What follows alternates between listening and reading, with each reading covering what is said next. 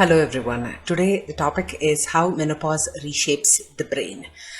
This article seems to be talking a little bit about the drug fezolinetant, but the point that I want to try to make is the effect of the fluctuating estrogen on our brain health. This might be an article that is promoting the drug. I'm not really sure about the author's intent here, but this is the full disclosure before we dig into the article. Okay, so how does menopause affect the brain? So here on extensive research, this is what is being shown right now, and the author does a good job of providing citations wherever possible. So here, neurons in a region called hypothalamus are roughly doubled in size in women after menopause. So this is something about the hypothalamus and how the neurons in the hypothalamus actually grow in size after menopause. So what is hypothalamus? Let's quickly look at it. It is the area of the brain that produces hormones. It controls body temperature, heart rate, hunger, and mood swings. So hypothalamus obviously is a very important region of the brain as we can see it. So hot flashes. So a lot of people always complain about the excessive heat that one feels when you are entering into the perimenopause or menopausal state, and that is being triggered by the hypothalamus. That is what research shows. So here again, as I said, they're talking about the drug that is right now under the evaluation of the FDA, US Food and Drug Administration, about possibly relieving us of the symptoms of perimenopause and menopause.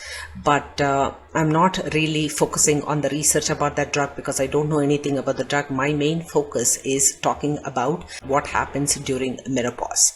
So menopause and the transition to it, a phase labeled as perimenopause, could set the stage for brain health in later life, and there are even hints that it could correlate with the risk of neurodegenerative diseases such as Alzheimer's disease.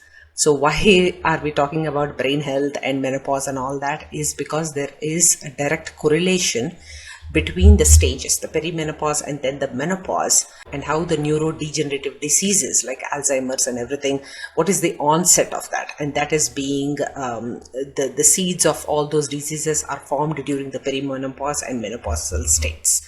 That is what it says. So what is menopause? Menopause is defined as a cessation of menstruation for at least 12 successive months and typically occurs between the ages of 45 and 55. So a lot of my friends who are in their early 40s are going through symptoms of what might be described as perimenopausal. Sometimes it can also be delayed. Some people don't end up completing the whole menopausal symptoms until they are 50 to 53 years of age. So it depends really on personal health conditions. So let's look at this. But the shutdown of ovarian function associated with menopause rarely happens overnight. Again, as we just discussed, it is a very, very long, drawn-out process, and with the erratic production of key sex hormones such as estrogen and progesterone. So during this time of perimenopause, circuits in the brain that previously relied on estrogen signaling can be left floundering. So what they are saying is, usually our brain needs glucose and it is relying on estrogen signaling to pick up wherever there are glucose reserves to go and help the brain with all its different functions. And this is what is being described here. Estrogen does a lot for the brain. So what does estrogen do? Estrogen actually stimulates the glucose intake and energy production. And once the transition to menopause is complete, neurons grow accustomed to its absence. So until menopause happens, the brain is depending on the estrogen to signal the glucose intake so that it can manage the energy efficiently. So what happens is during the perimenopause phase, before menopause happens, the levels of hormones can crash 1 week and soar the next. So what happens is there is some kind of a neuronal discord sometimes when there are fluctuating levels of estrogen happening. And eventually the brain will have to adapt and forge new pathways to get accustomed to life without estrogen, right? So this is exactly what they are talking about. And hot flashes are the hallmark of perimenopause. Other symptoms include irregular periods, anxiety, high blood pressure, and the dreaded brain fog that impedes concentration. So these are all the things that are happening. But what is new is the taboo is easing. What happened is during the Super Bowl this year, there was an ad about hot flashes. And, this kind of mainstream discussion about menopause is really good, even if it's from a paid sponsor. So let us look at the other things that people have been using to alleviate the symptoms of estrogen loss. Hormone replacement therapy has been in vogue for a very long time. And here they're talking about the studies that have been done for people who have underlying risk factors, underlying genetic factors that put them at a very high risk for cancer if they are going through hormone replacement therapy. Okay, so what are the constellation of symptoms? The idea is if we understand the different symptoms of how perimenopause and menopause look like, we are much more prepared and we can understand what the brain is going through, and we can adapt and we can change our lifestyle to suit what is going to come in front of us, right? So hot flashes can be more than an inconvenience. It can also result in interrupted sleep, which can again lead to high blood pressure, metabolic changes, and anxiety. I mean, look at all the things that are going to happen to us. So declining sex hormone levels have enormous effects on the metabolism and immune status of the brain.